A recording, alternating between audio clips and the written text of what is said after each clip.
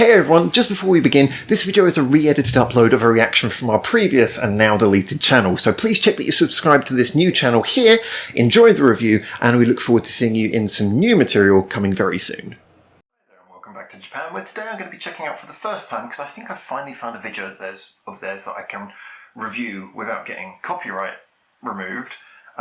Scandal, a band who are obviously one of the big names in Japanese music and one of the big names in all-female rock bands, and have been around in Japan for long enough that I think most people have heard of them.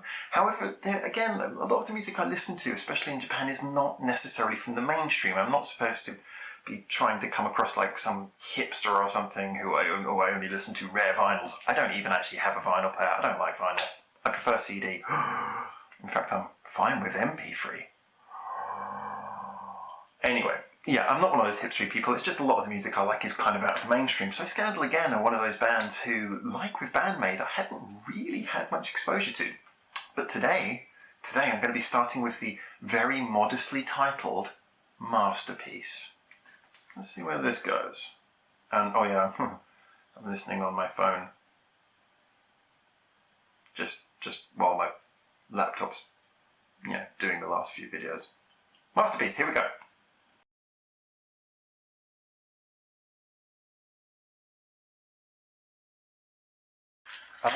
Yeah, really glad to finally be familiar with them. It was interesting, actually. I always say one of the good things is when a song's quite complicated, which that was more rhythmically than anything else, it's always interesting when you can just predict where the changes are going to come. That's the sign of, I think, a band who are really good at doing something fluid and natural. And that's one of the things that stood out about that. A lot of things, including the riff, are quite simple. Not particularly technical, but they just kind of worked. And the more as that song was going on, I got the feeling this is just something that everything seems to click and work with them. I mean, obviously, from my knowledge, at least, they've been around for quite a while, so this is something which is not new to them. But it almost felt like just they could, not saying they are, but they could just dial it in if they wanted to. Now, one of the things I liked about that, and I often point this out, is that I do think that this great musicianship is a fantastic thing, but I always say that great songwriting will always trump great musicianship.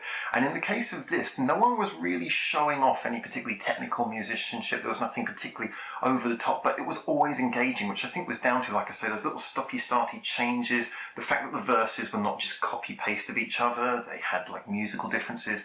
It felt like they put a lot of detail into the songwriting, which made this really interesting.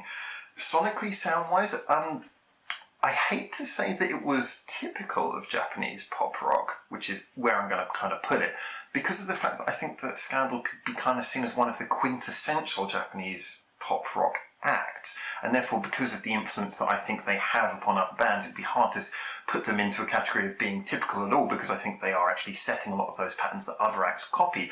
I'd be interested to know, actually, because I'm more familiar with Chatmonchy, and they kind of sound like Chatmonchy harder. I was wondering if anyone can actually name, who knows came first. I'm assuming Scandal came before Chatmonchy. But anyway, there are certain acts who just their sound is quintessential of Japanese music scene, and they are one of them. So sound-wise, I don't think we could pressure them to do much beyond what they did. It wasn't particularly experimental from a sonic perspective, but, typical band. You got your drummer, your guitarist, your singer, your bassist. What more can you ask? And that's where I would kind of place this, as I have done with some other songs before, in that saying they seem to have just, at least from this one song, seem to know what they are and be fantastically adept at executing that. There seems to be a real precision to the execution, to the point where they, like I say, have managed to take this relatively simple song and eke every last perfect idea out of it, every last little stop-start, every last little change that they could. It seems to be in there. It's a simple formula, beautifully executed. Now, and actually the chorus was quite catchy as well, which is something sometimes Japanese bands don't always hit the catchiest choruses, but that was a really good catchy chorus to go in as well. So like I say, beautifully executed. I will just quickly add a little mention for the video though, which I thought, I really enjoyed that. Obviously I don't know enough about them to know much about their style, but you do see photos of them a lot because they're in the press a lot in Japan, or certainly have been in years gone by. And I just really like the style of the video. It's very colourful, very engaging. A lot of the times these rock bands harder rock bands, especially in Japan, feel the need to be overly serious or overly dark to gain the impression of being more legitimate. Whereas this was quite the opposite. This was fun to the point where if you didn't know or if you couldn't recognise the quality of it, you might mistake them for being more poppy than they actually, I would assume, are. I also like the style choices. I mean, I'm not exactly a fashion expert, but I love that the style choices had a weird sort of 90s colourful vibe. You know, the guitars were colourful, the lead singer was wearing what appeared to be like a Mac, kind of reminded me of like Graham Coxon from Blur, how he was always wearing the most uncool clothes and yet somehow managed to make it look surprisingly cool. There was just a sort of a nice vibe to it all. It didn't feel like it took itself seriously, too seriously, should I say. It didn't feel like it took itself too seriously. It didn't feel like it needed to show off and impress. It just felt like it was aware of what it was on so many levels. So, and that's actually a really powerful thing. Like the best punk bands always just knew they were punk and didn't try and overshoot. The best sort of advanced, twiddly, sort of virtuoso bands don't try to, engage themselves with, doing pop songs. And I think that's the thing, you've got to know what you are.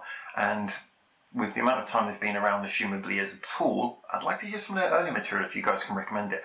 This is a band who clearly know what they are and clearly very good at executing what they can do. So I definitely want to hear more. As usual, I'll be putting forward a request for you guys to suggest songs. And I'm not going to over-inform myself. I'm going to let it come down to a discussion in the comments and down to what you guys lead me through. And so hopefully I'll have a nice experience with this band if we can find more songs that I won't get copyright removed. Anyway, for now, until you want to see me again in Japan and listen to more videos, which you can do at any time because there's lots of them now. But until then, for now, ciao ciao.